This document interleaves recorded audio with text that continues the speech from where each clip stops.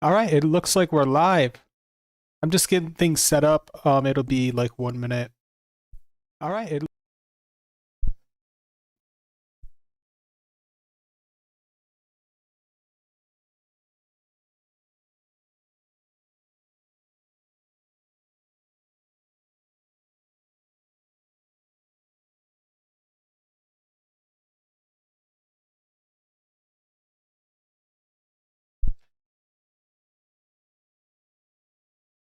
Welcome to the Pipeline Podcast live stream. Today is the 5th of November. Remember.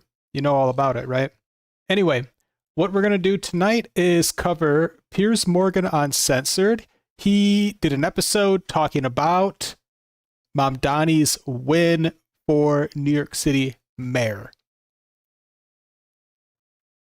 I feel like most people are familiar with Piers Morgan, but if you're not familiar with him, he's like a talk show host that is like very well known for having a lot of guests on, and just it's like a doghouse. Like, it's called Piers Morgan Uncensored because like everyone's just talking over each other, insulting each other, and he almost like encourages it. It's great. It's very good content. I highly recommend you check out his show if you've never seen it. It's hilarious. But enough of that. Let's just get into it. So basically, it's like, what is it? It's this dude that does cocaine from the Young Turks podcast. No, the PBD podcast. Sorry, it's Piers Morgan. It's I don't know these people, but I'm sure they'll introduce them. But these are the main guys. It's Vinny and Piers Morgan. You got a couple other people, different characters. You got some conservatives and like liberals in here, and you got Piers Morgan, who you could argue like will antagonize them. I mean, it's gonna get a little heated, I'm sure. And it's always hilarious, every episode of his show. So whatever, enough of that. Let's start watching it. Donald Trump, turn the volume up. If you told me 20 years ago that New York City would elect a mayor who is a Muslim guy, a terrorist sympathizer, who is anti-cop, I would laugh in your face. Do you believe the NYPD is racist? Yes! Oh, God. This is just a little preview of what's to come. These policies are wildly popular. All that cool free I'll stuff. respond. Yes. Who's going to pay for it? Who's going to pay for it? Yeah, this Vinny Venezuela, guy. Cuba, Soviet Union. Okay. Give me an example, and hold on. I'll come with you. I'm all in. New York will remain a city of immigrants, and as of tonight, led by an immigrant. Every American that's watching this, don't get it twisted. Okay, Vinny. The moment a Democrat comes into power, the border's wide open. I think the loser last night isn't the Republican Party. It's actually the American people. You were entertained by 2020 and a little bit scared about 2024. 2028 is going to be like The Godfather 2. For the first time in a long time, Democrats are waking up to that winning feeling. It's not quite a political earthquake, but it's definitely a sizable tremor. And the epicenter is right here in... Here we go. We can start fucking responding to shit. His little intro's over. He's talking about the Democrats got a win last night. And it's so funny because it's like the mayor of a city isn't necessarily considered a win, but when it's New York City, it is a big deal. People say he's like the most powerful mayor in the world, or at least the most influential mayor in the world is the mayor of New York City. New York City, where I am at the moment. Zohran Mamdani is the newly minted mayor of America's biggest city, and the 34-year-old socialist wasted no time in aiming his firepower at President Donald Trump. So, Donald Trump, since I know you're watching, I have 4 words for you. Turn the volume up. All right, turned it up. Nah, I'm kidding. Well, Mayor Mamdani's socialist program is about to have an uncomfortable brush with reality. The jury is very much out on whether they can really deliver on government-run grocery stores, free buses and free childcare, among many other lavish pledges. But the verdict on his campaigning style is resounding, and Democrats nationally will be taking notes. President Trump may call him a crazed communist, but he knows a canny operator when he sees one. Mamdani ran a populist campaign turbocharged by social media, which focused on massive changes to a failing status. Okay, cool. So he's talking about the stuff I was hoping they would get into. So yeah, Mamdani and Trump are different politically, but they do have some things in common. And if you look at this, like he just said, he ran on a populist campaign. I really hope they get into that later in the episode. And then also, you could make an argument that Donald Trump is a little bit socialist. One easy example is the COVID checks during his first term. But they do have some similarities. Quo. It's all very familiar to the man currently in the White House. And Mamdani is the first prominent Democrat in what feels like an age to campaign on something other than calling Trump a demonic fascist. So has Mamdani cracked the code for a Democratic revival, or could his individual triumph drag the party down a far-left rabbit hole to electoral oblivion? Joining me to debate all this on a massive night in US politics is PBD podcast Angry Patriot, Vincent Oshana, the co-host of Her Take and former Democratic strategist Lindy Lee. Okay, so she's a Democrat. The host of Bet News, Mark Lamont Hill. I'm a journalist at The Grey Zone, Aaron Mark. Oh, wait, here, we have to actually, we have to do something real quick. We got to go back. Let's drag the party down a far left. We got we have a win-loss counter. Let's see if we can set one up.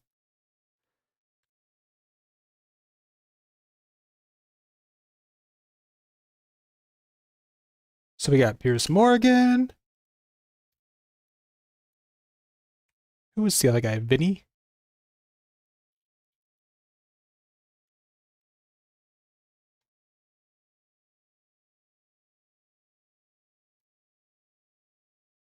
Rabbit hole to electoral oblivion. Angry Patriot, Vincent Oshana, the co-host of Her Take and former Democratic strategist Lindy Lee.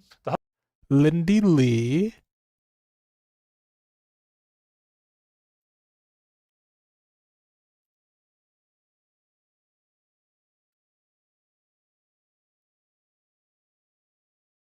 Oh, where did Vinny go? Damn it.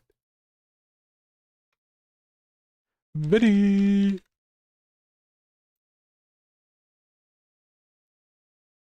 Host of Bet News, Mark Lamont Hill. Alright, I don't know how to spell that. Bear with me. We gotta find it in the description. Lamont Hill.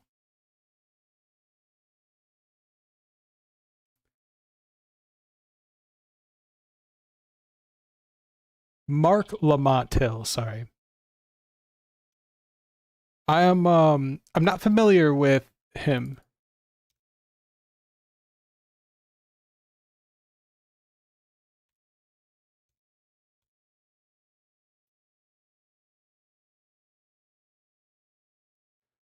Piers Morgan, Vinny, Lindy Lee, Mark Lamont Hill.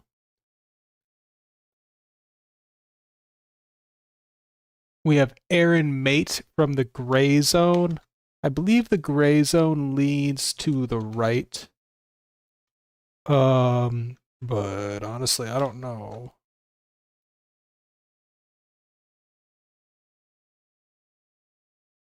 Journalist at the Grey Zone, Aaron Marte. So a great panel. Let me start with you, Vinny. You must be absolutely delighted that a self-declared socialist is now in charge of New York City. Oh, Piers, being originally from Yonkers, New York, it's just it's overwhelmingly just happy. Piers, if you told me, Piers Morgan told Vincent Oshana. So yeah, this is the guy from the PBD podcast that does coke. 20 years ago, that New York City allegedly would elect a mayor who is a Muslim guy, who is a terrorist sympathizer, who is anti-cop, who literally took a photo with a co-conspirator of the first World Trade bombing. Piers, I would laugh in your face, but guess what? The joke is on me. And I'm telling you right now, Piers, it's almost as if The Dark Knight, the movie, Bane is there. Bane is going to be Mamdani, and you wait to see what he's going to do to the city. Okay, and Piers, let me back up a little bit. Shame on the Republicans, first and foremost. They couldn't pick one good, energetic, pro-American patriot to run. No offense to Curtis Silva, but he's too old. All right, we got to start off. We're going to give Vinny a good point, because, yes, Curtis Sliwa was like a very moderate Republican, and a moderate Republican is pretty much the same as Cuomo. So he didn't really stand out in the election. And they should have, like, the Republican, if the Republican is not getting the endorsement from Trump, but it's going to the Democrat who's running as an independent, Cuomo, if he's getting Trump's endorsement, that means the Republican did something wrong.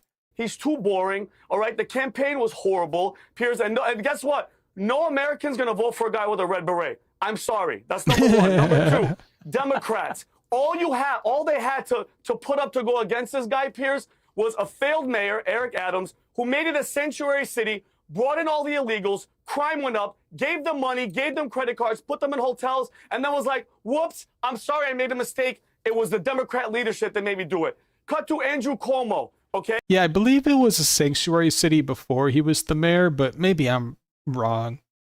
Talk about a governor that failed. The alleged sex scandal, whatever you want to call it. And then he killed how many thousands of poor old grandmothers and grandfathers did he kill in New York? And guess when he apologized, Piers? Not 2 years after, not 3 years, the day of the election. He goes, I'm sorry, I messed up. All right, which is absolutely horseshit. And I'm sorry for my language, Piers, but New York is going to get a taste of their medicine. I hate to say it, Piers, but sometimes you got to let the kid touch the iron and let him burn himself until he learns his lesson, and they're going to learn their lesson in about 1 or 2 years. You'll see, Piers. All right, so Vinny is very much against Mamdani. Well, like I thought, you're jubilant about what's happened. Let me go to Aramata. You were making a few expressions there as Vinny was unleashing. I mean, from my point of view, it's very interesting because you've got results last night, which overall, a lot of wins for the Democrats, obviously, which is a good thing if you're a Democrat supporter. But two very... Just real quick, this guy here has, he has like a Free Palestine shirt. Mark Lamont Hill. Very distinct types of win. You've got the moderates winning, and then you've got Mamdani winning in New York, who's a self-declared socialist. These are very different pathways for the party to go. Many people feel that it's going to be problematic to have someone like Mamdani, who is incredibly charismatic, rapidly becoming the face of the party, but a bit like with AOC and the others on the left, in a general election, highly unlikely to succeed with that kind of agenda. What do you think? I think the people of New York showed that Mamdani is in touch with the grassroots of the Democratic Party and the majority of the country. If we can get past the fear-mongering that we heard from Vinny about Mamdani being a terrorist sympathizer and all the other smears that are used to dismiss his progressive agenda. He's not. He's just someone who believes that Palestinians are equal human beings. And for people devoted to the state of Israel, they can't understand that concept because they're Jewish supremacists, or they've internalized Jewish supremacy. But okay, so this guy is going to be controversial already, I can tell. So, yeah. All right. Everybody else understand that in this era of Democrats and Republicans supporting a genocide, supporting an assault on working people, someone like Mamdani is a reasonable alternative. Yes, he calls himself a democratic socialist. If you look at his policies, they're incredibly moderate. He wants to establish free buses for working people. He wants to freeze the rent in rent stabilized apartments. He wants to provide universal child care. All these policies are wildly popular. The difference is, and what's radical about him, is that he's centering working people. He's talking about issues that actually impact average people's lives. Donald Trump promised to do all the things that Mamdani has talked about, but he hasn't. He's just delivered for his billionaire backers and the cabinet that backs them up. So Mamdani, unlike everybody else pretty much in U.S. politics, with some exception, is actually speaking to average people's needs, including on the issue of Israel-Palestine, where people were just fed up with both parties supporting genocide in Gaza. Okay, Martin. I like his little opening statement as well. He makes some very good points. Like, yeah, Donald Trump really hasn't delivered on his promise for like affordability yet. And he says, like, obviously Mamdani's not a communist. It's only people that oppose him that are saying that. And he's even saying, if you look at his policies, he's barely a democratic socialist. They're relatively moderate for a Democrat. And then he also calls Mamdani reasonable, which again, it is kind of a big deal. People are starting to follow politics, I feel like, a lot more closely now, and you can thank Trump for that, for better or worse. And so people are able to see, the more you watch a candidate, the more you're able to see through them. Also, look at this lady's eyes. Her eye is like crooked. Aaron, if you don't mind me, Piers, can I just say one thing? Quickly, Aaron, did he not take a photo with the co-conspirator of the first World Trade bombing? Did he not take a photo with that? Hold on, smiling, and I'm pretty sure you didn't say anything. She's muted. And I'm pretty sure you didn't say anything. He's so funny. And all Vinny. that stuff that you said, all that cool free I'll stuff. Respond. Yes. Who's gonna pay for it? Who's gonna pay for it? Who is gonna pay for it? I'm just curious. By the way, and show me this guy's coked out of his mind. one time that this has worked. Venezuela, Cuba, Soviet Union. Okay. Give me. And that's where you get a loss. So actually, let me pull something up.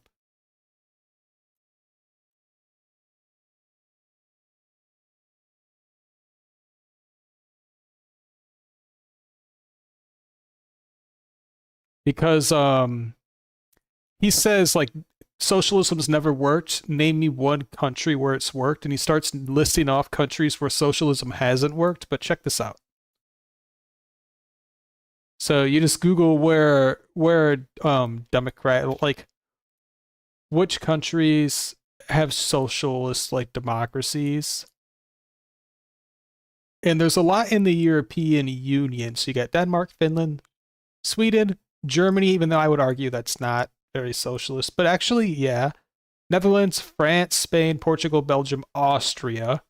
These are all some examples of they're not necessarily like democratic socialist governments, but they are a little bit socialist and they're a little bit democratic, if that makes sense. So these are countries where it has worked, but he only talks about the countries where it hasn't worked.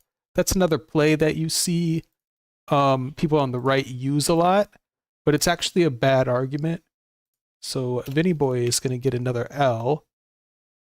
And just the fact that he most definitely does drugs and keeps interrupting this dude who makes a very reasonable argument. We'll give him a loss for that as well. Like, keep your mouth shut. You already had your chance to talk, man. I love to hear what you have to say. You're funny, but also rude. And, all right. Sorry about that.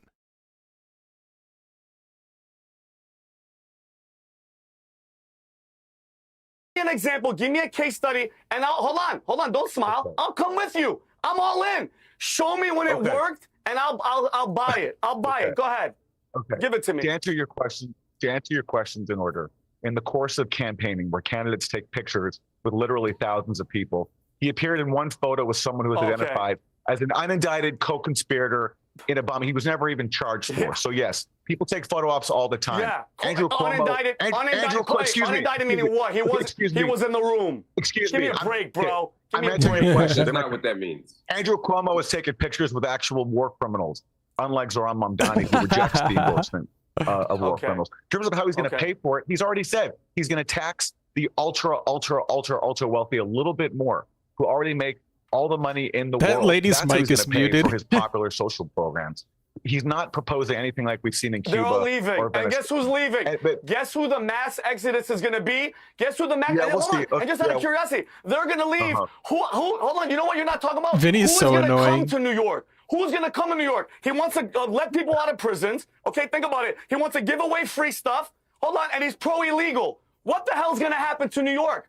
You're missing the whole point. People like you, about the mass exodus, people like you want to, people like it. you. Okay, Benny, listen. People like you want to give away free stuff to foreign governments like Israel to slaughter innocent civilians. Zohran Mamdani wants to use government resources. When have I ever said I'm pro-Israel? When have I ever said that? Listen, don't put words in my mouth. By adopting the innocent. I pray for the innocent women and children of Palestine. Don't put words in my mouth, because Aaron, you don't know me, but I know this spiel. And you had to bring up Donald Trump. You always, and this is the problem, Piers, why these people have no leaders, no vision, no message, because for 8 years, you've been saying Trump, Trump, and when the dust settles, you have nobody. You guys hired, time out, guys. I want to bring in, we've got 2 other panel members. I want to bring them in. Martin Lamont Hill, you know, here are the things about Mamdani, which I like. He's very charismatic. He's got a very clear identity, I think, about what he stands for. He's an unashamed socialist. So he just says, this is what I am. something admirable about someone who says, these are my political colours. That's fine. I may not agree with him. He's an Arsenal fan. A very big Arsenal fan. He's been talking about Arsenal this morning. So he's clearly got immaculate taste when it comes to his football teams. But here's the issue, isn't it, Mark? For the party, I think it's if he turns out to be a massive success in New York, hallelujah, he might be the guy who ends up becoming the president, right? And the Democrat superstar. Here he is now in charge of the biggest city in the country on a very socialist agenda of giving all this stuff away. We've kind of seen a parallel for this in the UK with the Labour government who got swept in over a year ago with a massive majority, and it's already crumbling at the seams. They're about to launch a massive tax raid on pretty much everybody. They're incredibly unpopular, and it's all gone pear-shaped very, very quickly. If that happens with Mamdani in New York, conversely, it becomes a referendum on the Democrats that their big star turned out to be, a wolf in sheep's clothing. When was the last time you truly trusted the seafood you brought? Yeah, Piers Morgan summed it up pretty well right there. Like, Mamdani seems genuine, seems trustworthy. His policies aren't actually communist. As long as he's not a wolf in sheep's clothing, everything seems good, bro. That's what he's saying. And I totally agree with that. It's kind of how I see it.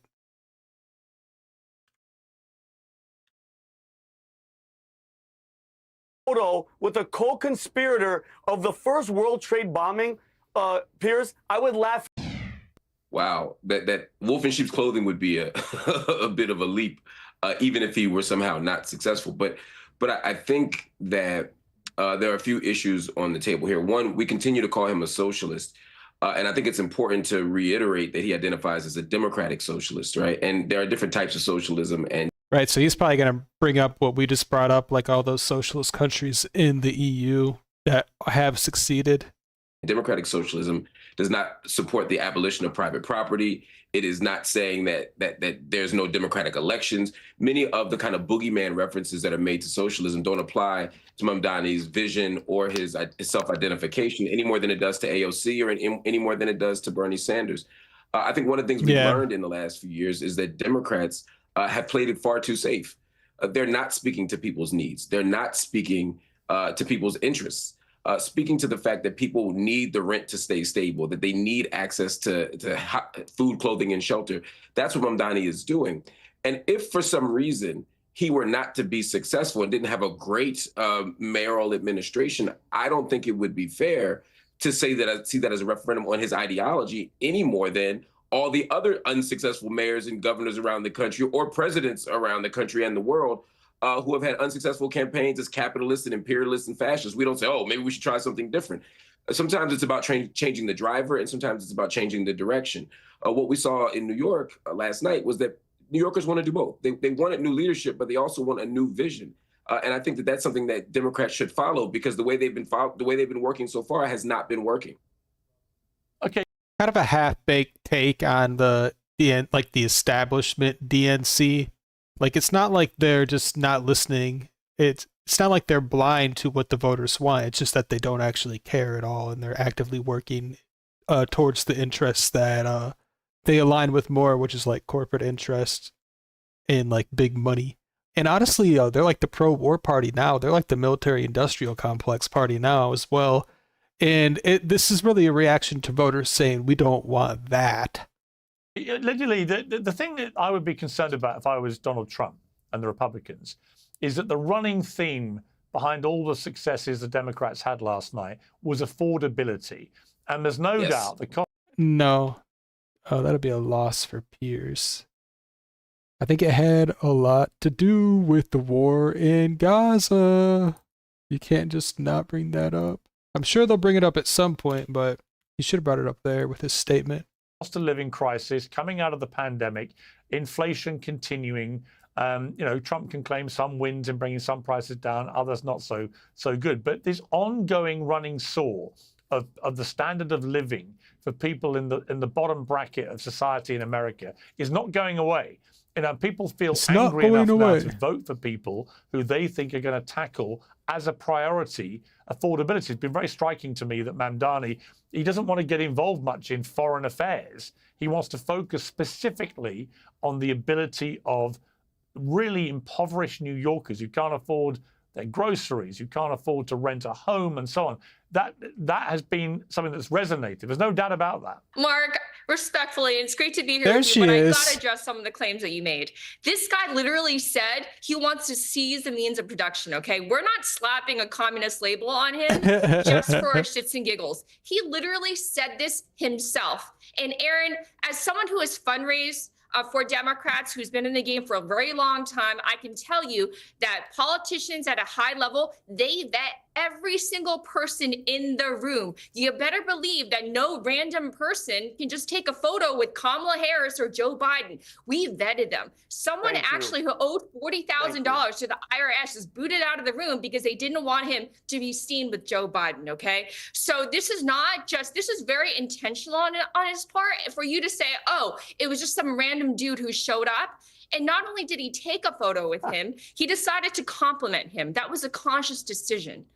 But Piers, going back to what you said, he did a good job of campaigning on affordability, yes. But I also want to remind folks that we were heading in the right direction, so much so that Jerome Powell decided to lower interest rates not once but twice.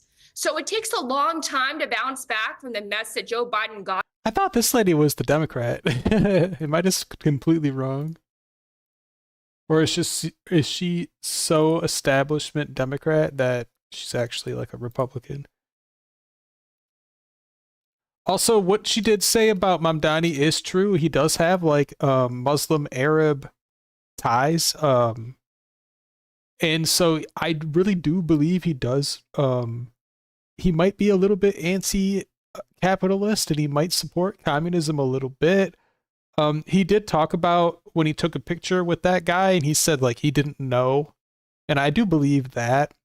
But then also, one of these people made a point that it's like, hey, I mean, Cuomo's taking pictures with war criminals as well.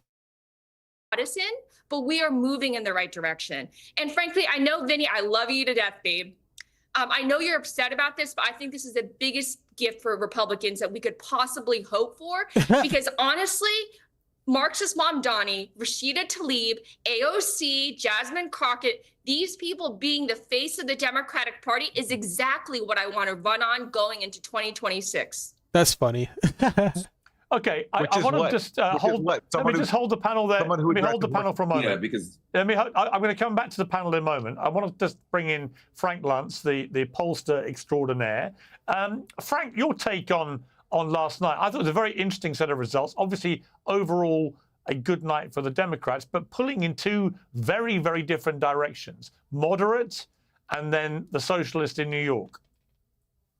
The race, to me, that was by far the most important, didn't even feature a candidate. It was the ballot initiative in California, which some of your audience won't know much about. Prop 50, that was the gerrymandering ballot initiative that Gavin Newsom convinced the people that live in California to vote to let him gerrymander his state. Absolutely crazy. But that's going to allow the Democrats to completely rewrite the borders, the districts, the lines that will determine which voters vote in which areas. And that's going to give the Democrats 5 or maybe even 6 additional House seats. Now, Republicans have done it before. And I just want to reiterate that Californian voters voted to allow the California government to gerrymander their state. I swear to God, that's what happened. Texas, Democrats had a really bright, smart usage of language on the ballot to help them win that race. But it wasn't even close. And Piers, that shift may well determine who controls Congress in 2026, and that's going to change history as we know it. That was the most significant race. I know it doesn't get the kind of yelling or kind of passion that the New York mayoral race does, but I'm telling you that the California voters have absolutely changed, have uprooted what was going to happen in America, and that's going to be the big story that we're going to be talking about for months and even for years. Yeah, Yeah, good take. really interesting. And I don't disagree with you at all. It's a Yeah. seismic thing that happened in California. But on the point about the direction of the Democrat Party, Mamdani is now the standout superstar of the party, and he's come from nowhere. Yeah, you can't compare Mamdani to Jasmine Crockett. I mean, come on. And he's like this incredibly charismatic. I watched his speech last night. He's taking it to Trump and so on. You know, I can see a lot of young Democrats in particular cheering him on, thinking this is great. But his politics are very, very different, for example, to somebody like Abigail Spanberger, who won in Virginia.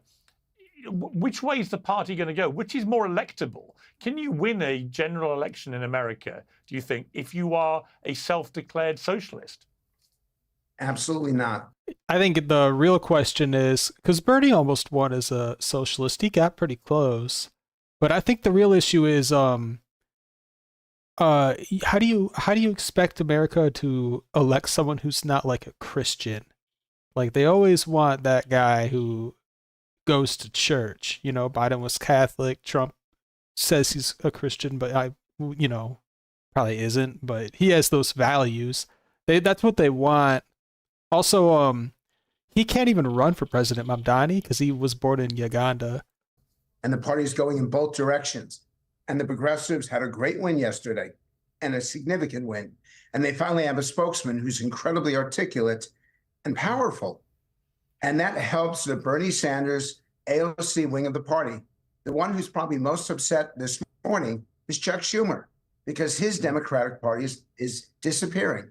On the Republican side, the party is no longer the party of Ronald Reagan. It's all about Donald Trump and his accolades. Both parties are moving in those directions away from the center. And in the end, there are going to be more and more Americans who look at both Republicans and Democrats and say, I can't vote for any of you.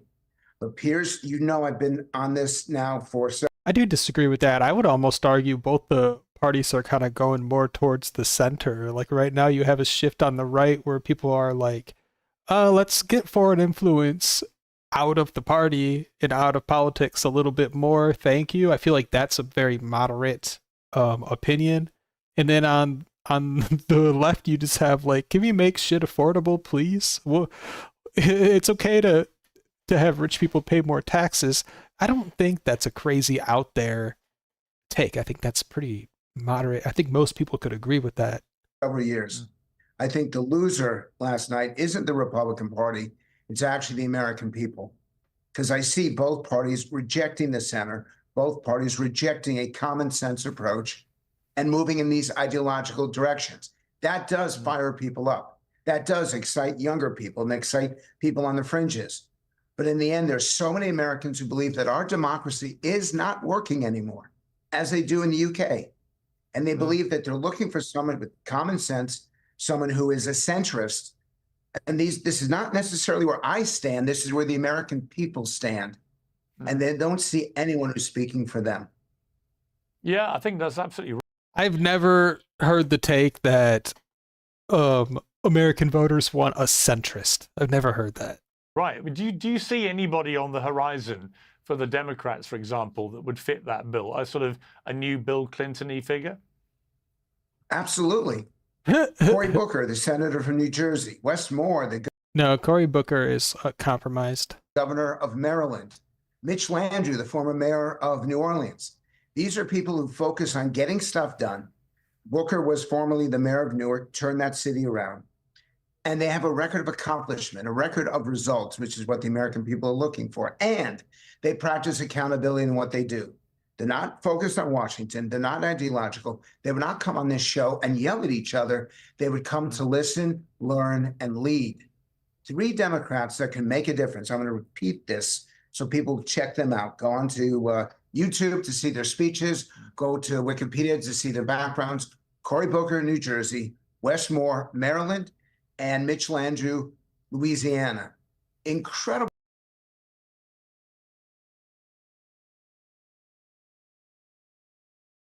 Sorry, give me 1 second. I got to show you something.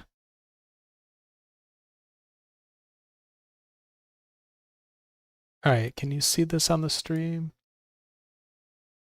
So that's Cory Booker. A minimum of $120,000 from APAC donations. Leaders. And then the other two people he's talking about are just, they're not big time. So focused on results. And I know I sound like a Democrat, but I know that's what the American people are looking for right now. Putting your predictive hat on, take me forward to the midterms and then the general election. So 2026 first, then 2028. As things stand, what do you think is going to happen in Ooh, I'll give my predictions first. So I really think you're going to see a push on the right. You already saw it today with Tucker Carlson's episode shitting on Lindsey Graham. So Tucker Carlson's basically saying, and you're seeing this with a lot of people on the right, like, hey, Lindsey Graham is like a warmongering neocon that is a little bit co-opted by foreign influence donations, foreign influence money. And we should get a new Republican to replace him. That's America first. So I think in the midterms, you're going to see Republicans try to get this America first policy done. And then the Democrats, they'll probably follow the same lead as Mamdani, try to go a little more socialist, a little more Bernie bro AOC types with their candidates. That's what I imagine will happen. I don't know too much about the Dems on that and the midterms. And then in the president in 2028, I think it's too early to make predictions, but I'm sure Gavin Newsom will try and run. I don't think he'll win, but he is from California. There's a lot of people that live in that state that like him. both? I've studied this. I know what history says, and history says the Democrats are going to win the House races, maybe not the Senate, because the majority is too much in favor of the Republicans. But after last night in California voting the way that it did, if I were a betting man, I'd bet on the Democrats winning the House very narrowly, Republicans keeping the Senate very narrowly, and the country once again going at each other. And we're going to have the most amazing election in 2028. If you were entertained by 2020 and a little bit scared about 2024, 2028 is going to be like The Godfather 2. It's going to be even better than what we saw in terms of competitiveness. My concern is whether or not it's better in terms of bringing voters back in, having them have faith, trust, and confidence in the American political system. Because in the end, Piers, ratings don't matter. I know they do for you. They don't matter for America. Money doesn't matter. Happiness matters. Success matters. Trust and confidence in the system of government. Our patriotism matters, and our country matters. And I'm hoping that we will put people, truly, not a slogan, put people above politics in the years to come. And Frank, funny, do you expect Donald Trump to try and change the rules so he can run again? No, but if Donald Trump were 10 years younger, I bet he would try. Some ways to do this include doing some loophole with election fraud, saying he already ran a third term, so why not a fourth? Because he won the 2020 election. That's one option. I don't think that would work, but I bet if he were 10 or 20 years younger, he would consider trying it. You could make a constitutional amendment getting rid of term limits for the president. I feel like that is the one that is the most likely to happen. But I also don't think Trump's going to try and run for another term. He's just too old. And then option number 3 is run as the VP, have the president, once they win, resign so that Trump becomes the president. I also don't think that one works. But I've heard people talk about that as well.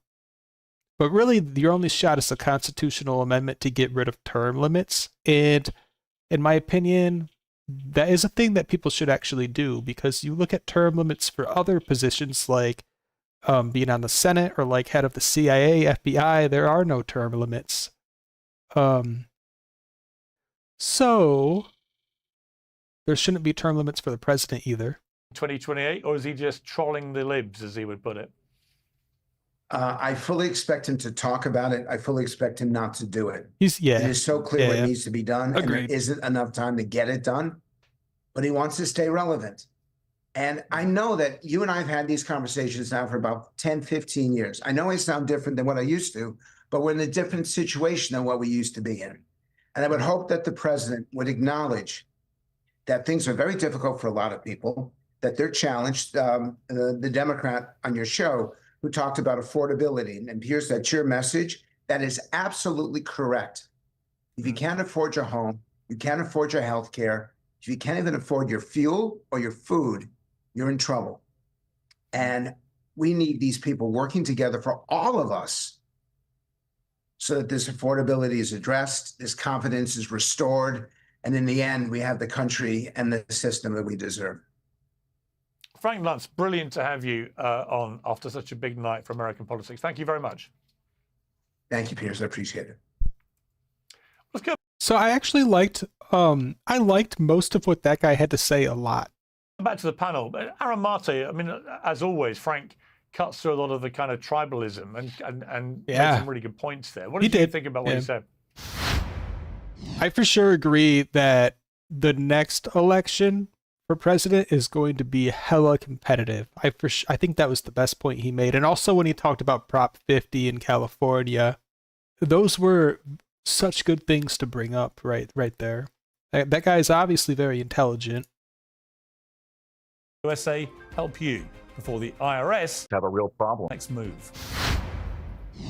I think he's recognizing that Republicans have a real problem. Donald Trump campaigned successfully on the problem of affordability, the price of eggs, the price of other staples, but has come to office, and what has he done? He's cut Medicaid.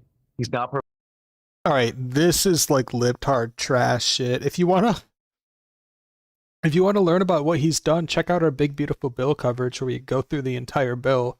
And also, he's totally stopped illegal immigration. He's stopped fentanyl from coming in. He's, tougher on crime. He's ended a handful of like foreign conflicts. So he has actually done a lot.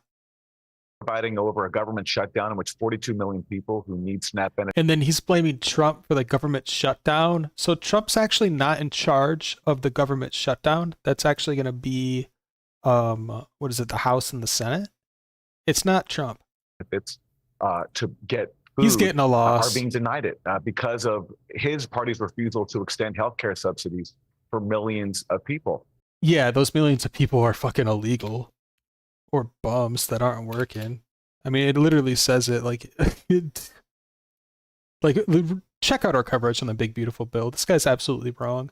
And what is he offering people that who he promised that he'd make America great again? Nothing. He just recently bragged about how he's redecorating the White House. Yeah, what he needs to hit on is you can't make America great again if you're going to protect pedophiles. Built a new bathroom. How does that help average people? And that's the fundamental problem. Trump successfully tapped into real discontent. I'll give him credit for that. He tapped into real outrage over Democratic Party elite failures. But now you have someone in the face of Zohran Mamdani and his grassroots movement actually talking about the issue of affordability while presenting concrete proposals. And I think Frank Luntz is very correct to recognize that for Republicans, who are the current party in power, they control the White House and both chambers of Congress, that this is a real problem for them. And by the way, also, Piers, if I may, on this issue of this pastor who keeps coming up, this Muslim leader who Zohran Mamdani took a photo with, again, if you look at the specifics of that case, he was an unindicted co-conspirator, former terrorism prosecutor, later criticized his inclusion in a list in that case because basically some of the suspects in the World Trade Center bombing attended his mosque around the time of the bombing. So that's like basically Wow, this is the hill you choose to die on. You are still apologizing for this. Okay, so I think Aaron Mate is making a pretty good point here. He's saying like that controversial guy he took a picture with, like, it's not really proven that he's a terrorist. It's just alleged. And, fair point. This guy, wow. Yeah, Unbelievable. I can't believe that. That's like, excuse me, I'll finish my sentence. I'll finish my sentence. sentence. I'll finish my Honestly, sentence. No one likes that. Excuse me. I'll finish. I didn't interrupt you. I'll finish my sentence. That's like blaming the pastor of George W. Bush's church for the Iraq War. And these are the smears of people who can't contend with the fact that you have a candidate in Zohran Mamdani who has grassroots support, record turnout in New York City, and is galvanizing people on the issues that impact their lives. I think there's even... I apologize. Co-conspirator meaning they can't prove that he was in the room, but he was in the room. No, they can't prove anything. They can't prove it in the first place. It's a red herring. Give it up. They should just move on from this. This is just a waste of time. Are you literally trying to back stick at you. up? Are you really trying to stick up for this guy? Are you really trying to stick Yes, up for I this guy? am. And Piers, He's just a Even respected nothing else, Muslim Vinny. leader. He didn't do anything wrong. Yes, I am. Yes, I am. By the way, And you're desperately Piers. trying. Oh, I'm very desperate. Piers, mind you, on Sunday, Mamdani was in a gay club, pandering to the gay people. So if you want a word of advice, say you're ever trying to run for mayor in New York City, go to a gay club and campaign. That's how you get votes. To try to get votes. And let me explain something to you. People were like, What do you he's mean a fraud pandering to gay? 'cause What do you he's mean? Muslim, right? What do you That's mean not a- pandering to gay people? He was pandering. You mean because, trying let to me, excuse me, campaign because to I'm his going to finish voters? right now because there's something. Okay, you know please where he's do. from? Uganda. Do you know how Uganda treats gay people? Have you been to Uganda? Yes. Have you heard what Ugandans do? Is Okay, Zohran that's where he's Mamdani from. responsible Okay, for he's the- a Muslim is Zohran- dude from this there. is what I'm talking and what about. he's practicing, Piers, what he's practicing is called taqiyya. Okay, it's a practice in Islam. All right, Piers, Taqiyya? that you Tell me about it, You Vinny. deceive and you lie about stuff just to have people to further your Islam agenda. You're being All right, I kind of think Vinny is like an Islamophobe. But hang on, Vinny, Duke, Vinny, bro. Vinny, You're hang being on, hang on, Duke. He's Vinny, a Vinny, liar. hang on. And I don't mean that in a bad way. You're totally allowed to be that. This is the United States, you know. You're totally allowed to be that. I just kind of mean that he's really convinced that Mamdani is lying about all these things just to get in office so he could seize the means of production. Hang on, He's a Vinny, liar. Vinny. Hang on, just because he's from Uganda doesn't mean he agrees with all the policies of Ugandan governments or all the laws. He's Muslim, Piers. He's Muslim. He's Muslim. How do Muslim people feel you're a towards bigot. gays? Are you And you're guys? a bigot. Are you guys You're a lost? bigot. Are you lost? Well, there are many No, I'm not a Muslims who have bigot. no problem That's with Muslim, gays. bro. That's a Muslim. Yeah, but there are many Muslims who have no Okay, Can I problem jump with in it. and just a couple of facts? He's calling the Muslim that campaigned at a gay club a bigot. If that were true, he would never campaign at a gay club. Because this is all really. Well, can I Yeah, hang can I on. just Let me jump in for 1 let me second? bring in Mark. Let me bring in Mark and then Okay. Lindy. Mark. Okay, a couple of things just to inject some facts. One, taqiyya isn't about lying, and taqiyya is about concealing your faith as Muslim to get over the ostensibly in times of danger. At no point has Mamdani pretended not to be Muslim. If he were, if he had, you that's wouldn't be true. here arguing like this. That's Second, true. Yes, yeah, let me finish. Second, yes, he's from we're- Uganda. Where Muslim where gay people often are harassed and killed, and there are anti-gay policies in Uganda. You know who they're organized Why by? are you Christians, gay? not Muslims. If you just Google or read one book on Uganda, you'd understand that this is a Christian practice, not a Muslim practice. Third, when we talk about He might actually be making a really good point there, because I've heard a lot of cases in like Afghanistan and stuff of like the older men rape like the village boys. So maybe they are accepting of gays in Muslim countries. And it's very obvious that in Christian countries, they don't like gay people, Christians. Siraj Wahaj, who's the imam who he was in the photo with, there's absolutely no evidence that he was in the room with 9/11 conspirators. That's not even being alleged by the We're prosecutors. not even talking about. Yeah, if that were true, then no, they wouldn't have allowed him to be in the same room as Mamdani. 9/11. We're talking about the World Trade Center bombing. Two different things. Please allow me We're to talking finish. about What I'm saying World is, Trade. World Trade #1. Let the black man talk, yo. please allow me to You're finish. not even Please getting allow the me to finish. timeline right. I That's true. accidentally Yeah, said your timeline's off, 9/11 buddy. as opposed to World Trade Center. That's not the point. I concede. I said the wrong word. Now I'm going to replace the wrong word with the right word, which is World Trade Center. The point still is the prosecutors don't allege that Wahaj was in the room. So there's no evidence of that, even by the people who you're appealing to for evidence. Wahaj took a picture. A better comparable example would be when Donald Trump takes a picture with Joey Merlino, the convicted mob boss, right? He There did you it because go. he didn't know who Joey Merlino was. So that's Okay, but what about who this? I don't believe, All right, Mark. who I Look, I don't wanna who is spend- not a terrorist. Okay, look, I don't was an wanna spend- acclaimed imam and All right, I celebrated think- in Brooklyn for all right. his acts in the community, All right. and that's what he was being praised If for. I look, time. And like every famous politician at one point or another, whether they mean to or not, takes a picture with a warmonger. Like it happens. out. What does Guys, I think co-conspirator mean hang to on, you? Lindy. Hang on. I think we've discussed this particular part This guy in the end's like, this dumb bitch, I swear to God. of the Mamdani story. You can't enough. deal with Here's it. the thing that I find extraordinary, and it's this, Lindy, which is Lindy. he's on record, Mamdani, as wanting to defund the New York Police Yes. Department. Thank you, Piers. Yeah, so he did walk that back. He said, hey, I said that 5 years ago. I've changed my mind. But Did he actually change his mind, or is he just trying to win an election? We're gonna find out. Calling them a bunch of racists. I would have thought, I mean, call me old-fashioned, but anybody that literally posted that the racist NYPD should be defunded, that would be disqualifying to be mayor of New York. And yet here he is, mayor of New York. Why would that be disqualifying? Pierce, amen. Thank Why would that be disqualifying? This is New York City. The black guy's like, why would that disqualify anyone? Fund the NYPD. Absolutely. Yeah, New York City. What's the answer to the question? Mark, it's my turn. Let Lindy go first, and I'll It's let you Lindy's respond. I'm not cutting you off. guys. I'm asking a question. Please, let me finish. 40% of unsolved murders, this is New York City, the biggest city in the country, and 40% of murders have been unsolved. And he wants to defund the police? Yeah, if there's 40% of murders unsolved in the city, I would say that is an argument to defund the police. They should have done a better job. What?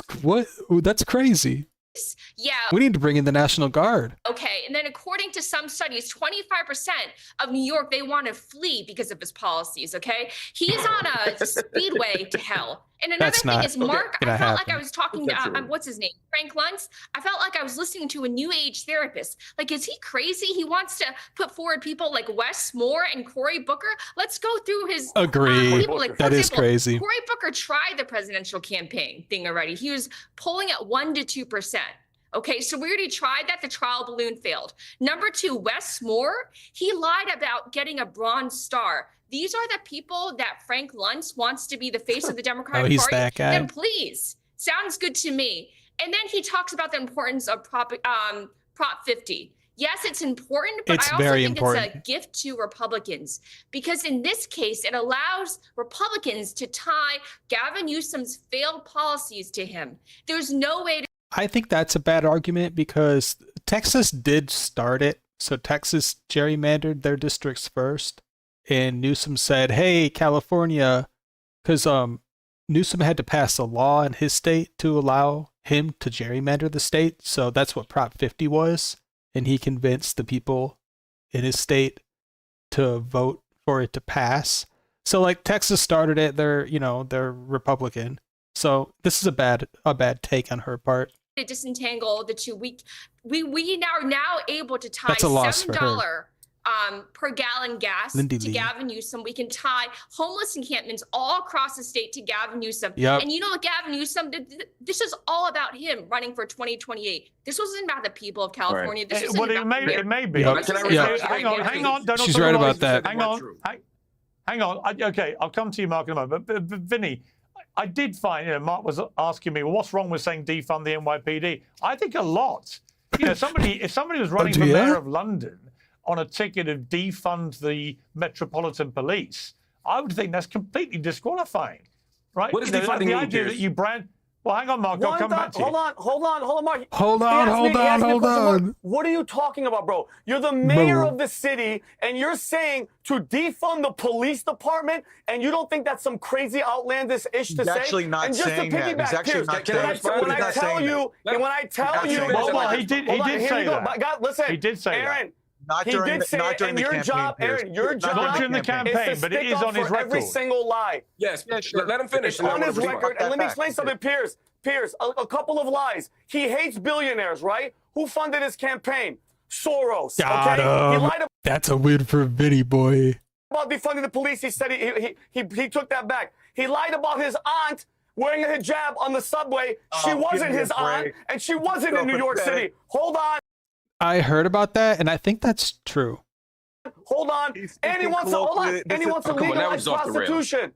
And he wants to legalize prostitution. Or am I lying? And he straight up said in the debate he does not want to legalize prostitution. So that is another loss. Well, we'll give Vinny just one loss, but he shouted out, I believe, 3 lies right there. About that? No, he doesn't. You have to stick up. Your narrative has to stick it. You have to. Because you're full of it, bro. And hold on, last thing, and I'll give you the floor. Everything I'll give you the floor. said is And Lindy nailed it. Cory Booker, Wes Moore. Hold on, I'll give you the floor. Give me 10 seconds. Piers. You heard Frank Luntz, and Lindy's right. They want to name all these Democrats. What's the first order of business that Newsom, Cory Booker, Westworld are all going to do? Number one, they're going to open up the border because they love illegals, okay? That's going to be number one. So every American that's watching this, don't get it twisted. The moment a Democrat comes into power, the border's wide open. And what are you going to do? Nothing. Because nobody in your family's getting freaking touched by it. Wait, so shut up with that noise. Wait. Don't all talk at once. Don't all shout at once. Can I make just one quick Hang point on, no. about Classic Piers Morgan.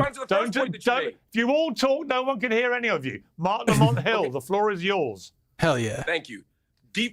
What I'm disputing here is how we're defining, or very interestingly not defining, defunding. You all are saying defunding and laying it out there, as many people have, which would suggest that he's saying, let's get rid of the police department and take care of and get rid of all of its resources, that we're just going to fire the police, which is not what he's saying. If he were saying that, that probably would be disqualifying to be mayor.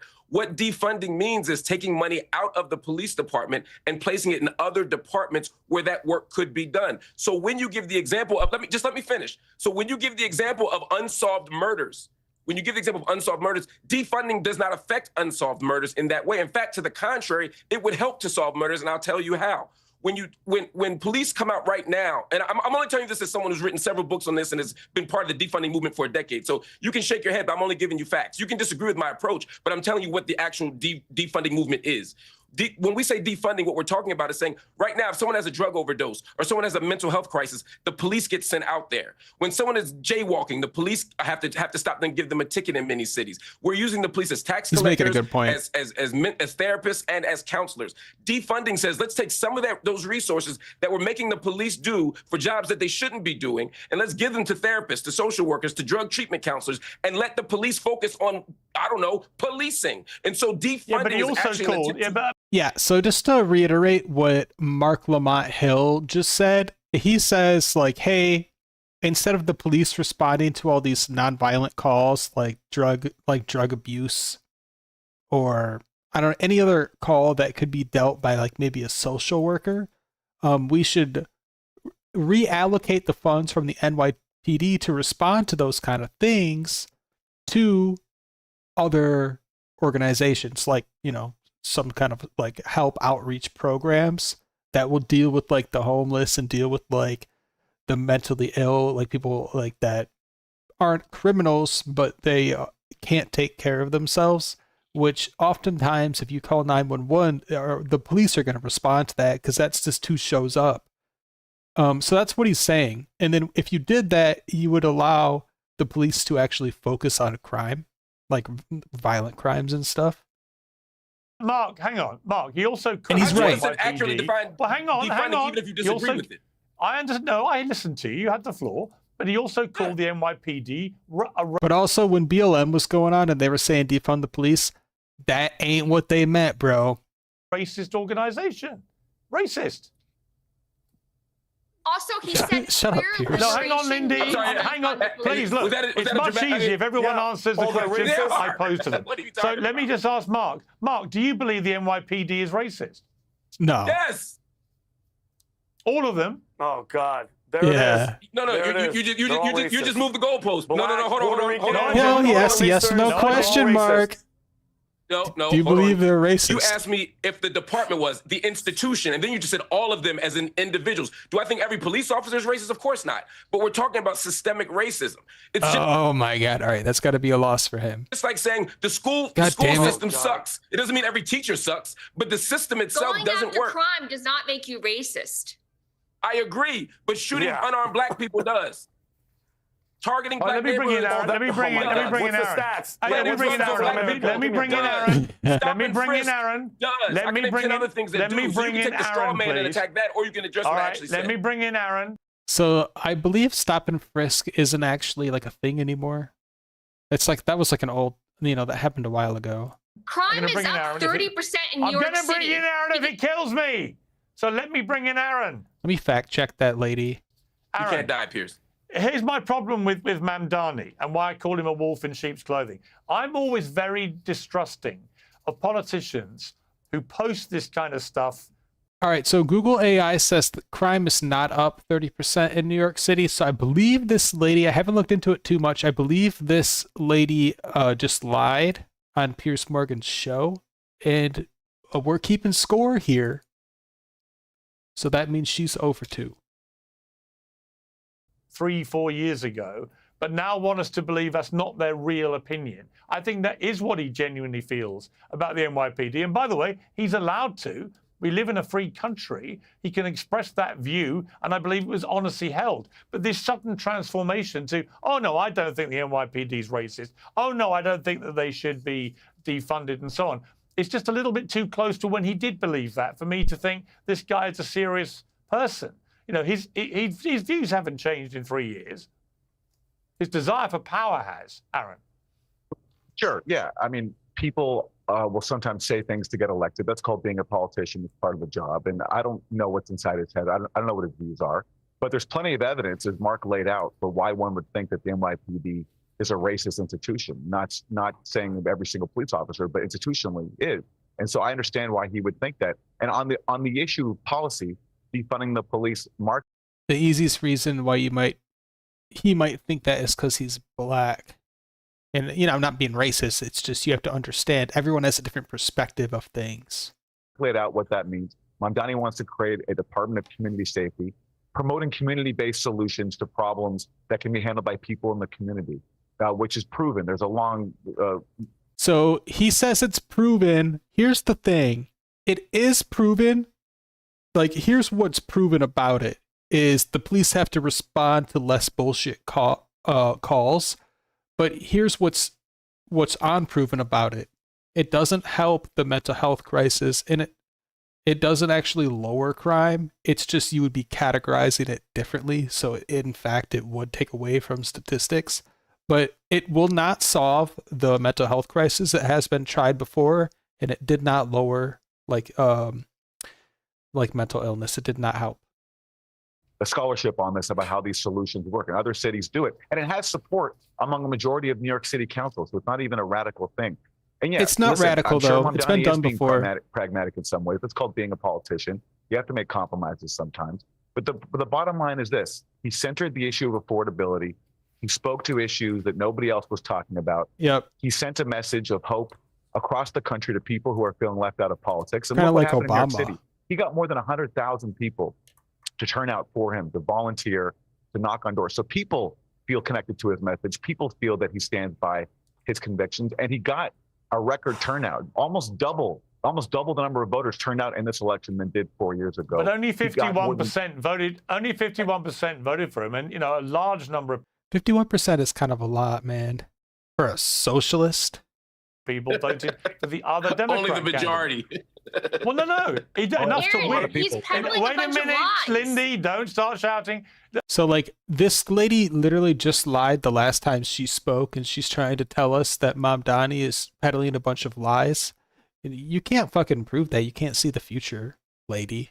Enough to win, but pretty close with the other Democrat candidate, who is the kind of antithesis on the Democrat side of everything Mamdani stands for, which comes back, I think, to the original point I was making. It could be a very great night for Mamdani, unquestionably, a great night for the progressive left wing of the Democratic Party. But actually, if he turns out to be a dud, as we've seen in the UK with Keir Starmer's Labour Party, and he can't deliver on the promises, and he ends up just taxing the hell out of everybody, if that happens, this could become... Yeah, if that happens, then the Republican candidate wins in 2028, honestly. A real millstone around the neck of the Democrats leading into the midterms and then particularly the general election, I think. I really don't see that happening, though. Lindy. Well, listen, sure, of course, anything's possible. President Trump has already said he's going to withhold $18 billion. Aaron, I'm talking. President Trump has already promised he's vowed to withhold $18 billion in federal funding. Governor Hochul has also... I do want to say the two left-leaning people in the end here, Mark Lamont Hill and Aaron from the Gray Zone, they've been very respectful this whole time. And you got Vinny and the Asian lady who have been very hostile. And I think it's disrespectful for them to do that. also said she's not going to, go all in all the socialist policies. Where is he going to get his money from? All the billionaires are fleeing. Hundreds of thousands of people. So the billionaires haven't fled yet. That's just something that it was like a scare tactic that they were saying. So again, she thinks that she knows what's going to happen in the future. And so what she says is a lie as of now. I mean, it might come true. It might happen. But we have to give her like another loss here. It's been a day. He's not even the mayor yet. So to say that billionaires are fleeing already, is like, come on, just come to reality and let's try to have a real discussion. People might leave New York. Where do you think he's going to get the money to fuel his boondoggle? This is absolutely insane. And by the way, I want to quote exactly what he said. This is not us putting words in his mouth. He said, I get it. Look, queer liberation means defund the police. And for you to have to interpret what he said and use a Zohran Mamdani dictionary to put the best light on his words is absolutely shameful. He hates these people. He thinks they're racist. If you're a member, look, just to remind you, if you're a member of the NYPD, your new mayor 5 years ago said the NYPD were racist, anti-queer, and a major threat to public safety. And he did say that, but he also apologized for it and, like redacted it or whatever. Called to defund you. In 2023, just 2 years ago, at the Democrat Socialists of America convention, Mamdani said, we have to make clear that when the boot of the NYPD is on your neck, it's been laced by the IDF. Vinny, your final thought correct. on that. That was 100% correct. He's referring to the fact that the NYPD was by the IDF. Because Piers, I don't know about you. You're in New York, Piers. I'm from New York, and there's nothing that makes me happy. You know what makes me comfortable, Piers? That if I'm getting stabbed or burned to death on the subway, I want a social worker to come and just calm. And then also Mamdani said that he's not going to have social workers respond to violent calls. So like if someone calls 911 because someone is getting burned on the subway, he's not going to send the social workers. So Vinny gets an L here. He is lying. He could just be misinformed. If you don't believe us, check out our debate coverage on the channel.